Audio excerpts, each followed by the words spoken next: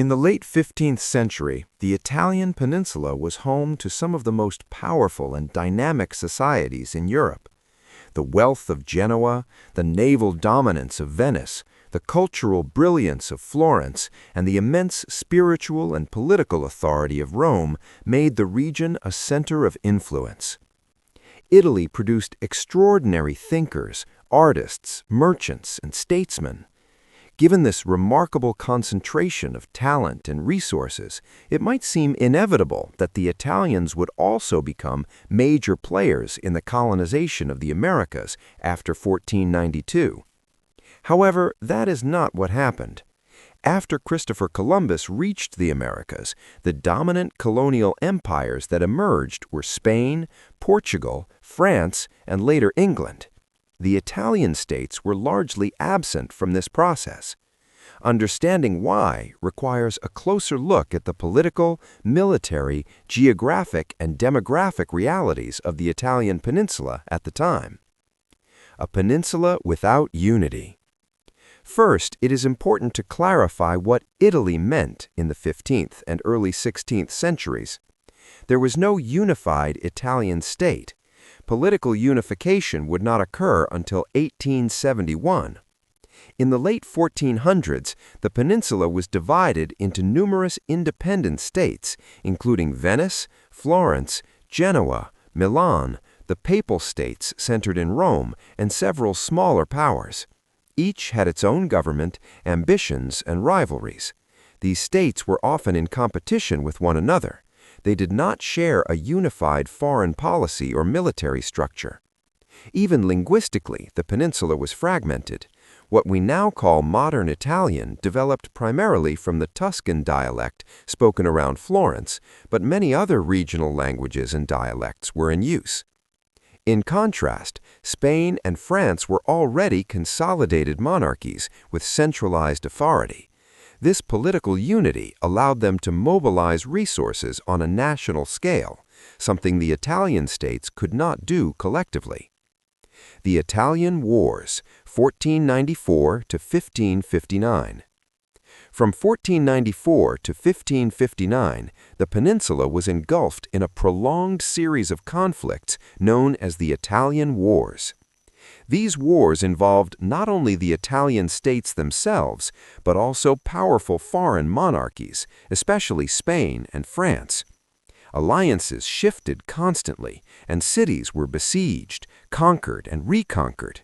During the very decades when Spain was conquering the Aztec and Inca empires, and Portugal was establishing its presence in Brazil and along African and Asian coasts, the Italian states were preoccupied with survival. Their financial resources, manpower, and political attention were consumed by warfare close to home. By the time the wars subsided in the mid-16th century, the opportunity for early colonial expansion had largely passed.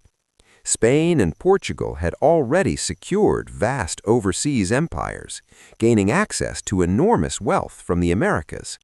The economic balance of Europe began shifting from the Mediterranean to the Atlantic, leaving the once dominant Italian maritime powers at a disadvantage.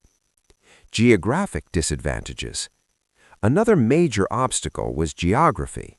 The early colonial powers, Spain, Portugal, France, and England, all had direct access to the Atlantic Ocean. This allowed them to launch expeditions westward without relying on rival powers. The Italian states, in contrast, were Mediterranean powers. To reach the Atlantic, their ships had to sail past the Iberian Peninsula, effectively passing through waters controlled by Spain and Portugal. This placed them at the mercy of potential adversaries. No Italian state could safely establish a transatlantic colony if access to it depended on foreign-controlled sea routes. Ship design and naval priorities. Although Venice and Genoa possessed highly advanced yardworks and skilled shipbuilders, their fleets were primarily designed for Mediterranean conditions. Their war fleets consisted largely of galleys, long, low vessels powered by oars and lateen sails, ideal for the relatively calm and enclosed Mediterranean Sea. Transatlantic voyages, however, required robust sailing ships capable of withstanding long ocean crossings and harsh Atlantic weather. Caravels and carracks, developed and refined by the Iberian powers, were better suited to these conditions. While Italian states eventually adopted more ocean-worthy designs, they did so later, after Spain and Portugal had already established dominance overseas. Limited manpower. Perhaps the simplest explanation is demographic. Although the peninsula as a whole was populous, its population was divided among multiple small states. None of them individually had the population base of Spain or England. For example, Venice in 1520 had roughly 100,000 inhabitants. England at the same time had around 2.5 million people, and Spain around 5 million. A serious colonial enterprise required not only sailors and soldiers, but also hundreds or thousands of settlers willing to relocate permanently. Italian states also relied heavily on mercenaries for warfare rather than maintaining large standing armies. Since colonization was fundamentally a military undertaking, requiring defense, conquest, and control, Italian states lacked the human resources to sustain such efforts. Commercial empires, not settler colonies. Venice and Genoa did possess overseas territories in the Mediterranean and Black Sea. However, these were primarily commercial outposts rather than settler colonies. Their goal was to secure trade routes and privileges, not to transplant large populations or restructure foreign societies. This model of commercial expansion differed significantly from the Iberian approach in the Americas, which combined military conquest, missionary activity, and permanent settlement. The Italian states excelled at building trade networks, but had little tradition of establishing large-scale settler colonies. The Tuscan attempt. There was one notable attempt at American colonization. In 1608, Grand Duke Ferdinando I of Tuscany commissioned the English captain Robert Thornton to explore the Brazilian coast and identify a suitable location for a Tuscan colony. The goal was to obtain Brazil wood and other valuable resources directly, reducing dependence on Spanish and Portuguese intermediaries. Thornton successfully explored parts of the South American coast and returned with promising reports. However, Ferdinando I died in 1909. His successor, Cosimo II, considered the project too risky and expensive and canceled it. Although around 100 settlers had reportedly volunteered, the expedition was abandoned. This marked the first and last Italian attempt to establish an American colony. Italians under foreign flags. Although Italian states did not create their own colonial empires in the Americas, Italians played a significant role in the process, just not under Italian banners. Christopher Columbus, born in Genoa, sailed under the Spanish crown. Amerigo Vespucci of Florence, whose name was later given to the Americas, also sailed for Spain and Portugal. Giovanni Caboto, known in English as John Cabot, led early English expeditions to North America, while Giovanni Verrazzano sailed on behalf of France. Genoese bankers helped finance Spanish ventures, including Columbus's expedition. Italian merchants were deeply involved in trade networks that distributed goods from the New World throughout the Mediterranean. The papacy in Rome also played a crucial role, influencing colonial policy and sending missionaries to spread Catholicism in newly conquered territories. Conclusion. The Italian peninsula in the 15th and 16th centuries was wealthy, innovative, and influential, but politically fragmented, geographically disadvantaged, and preoccupied with internal and foreign wars. Lacking unity, sufficient manpower, direct Atlantic access, and a strategic focus on overseas settlement, the Italian states were not in a position to compete with centralized Atlantic monarchies. By the time Italy finally unified in the late 19th century, the Americas had long since been colonized. Nevertheless, Italians, as explorers, financiers, merchants, and church officials, left a profound mark on the history of the New World, even if they did so under foreign flags rather than their own. The shift of global trade and economic decline. As the 16th century progressed, another major transformation worked against the Italian states, the shift of global trade from the Mediterranean to the Atlantic. For centuries, cities like Venice and Genoa had grown wealthy by acting as intermediaries between Europe and the East. Spices, silks, and other luxury goods from Asia passed through Mediterranean ports before reaching northern Europe. However, once Portugal established direct sea routes to Asia by sailing around Africa, and Spain began extracting enormous quantities of silver and gold from the Americas, the economic center of gravity in Europe began to move westward. Atlantic ports such as Seville and Lisbon flourished, while Mediterranean trade gradually declined in relative importance. This shift weakened the financial dominance of Italian merchant republics.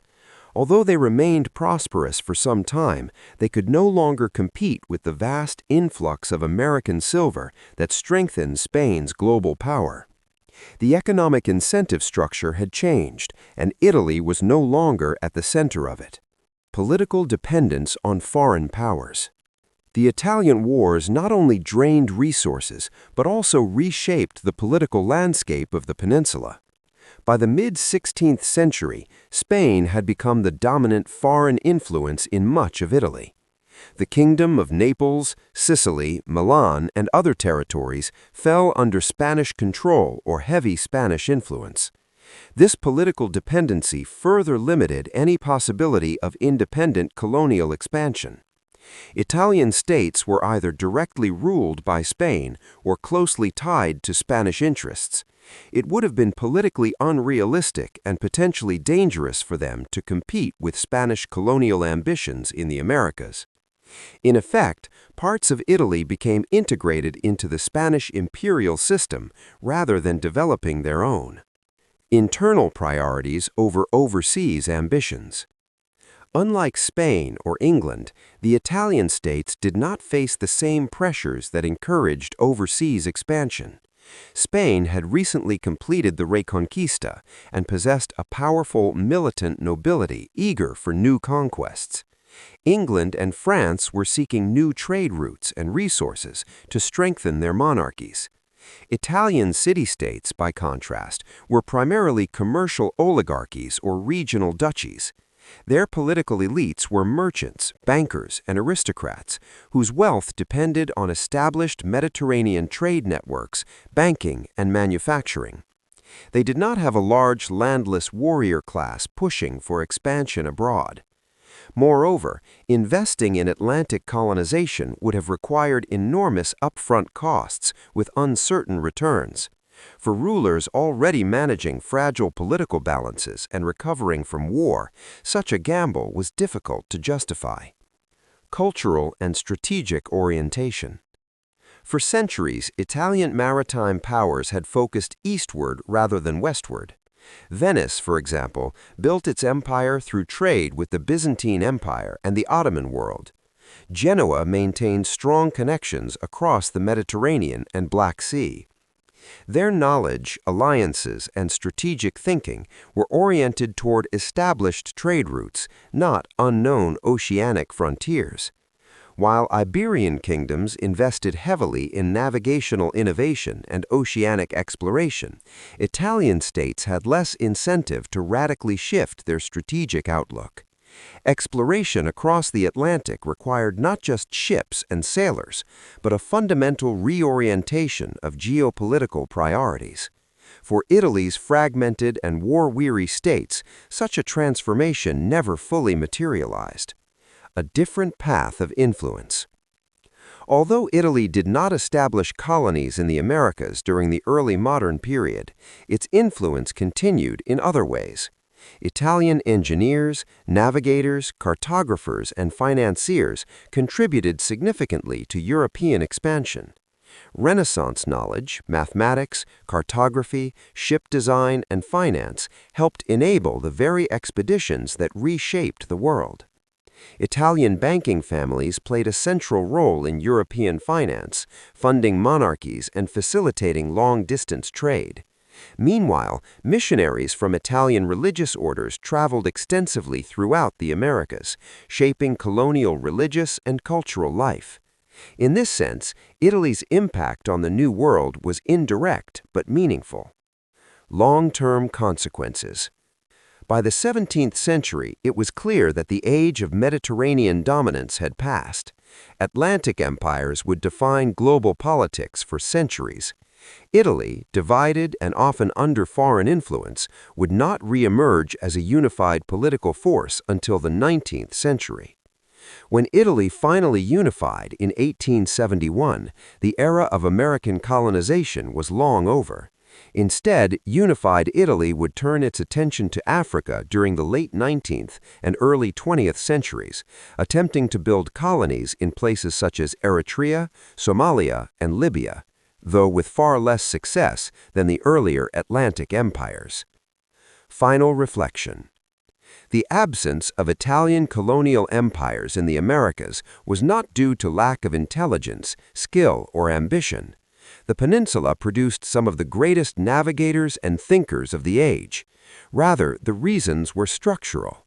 Political fragmentation, continuous warfare during crucial decades, geographic disadvantages, limited manpower compared to centralized monarchies, economic orientation toward Mediterranean trade, dependence on stronger foreign powers. History often turns not only on capability, but on timing and unity.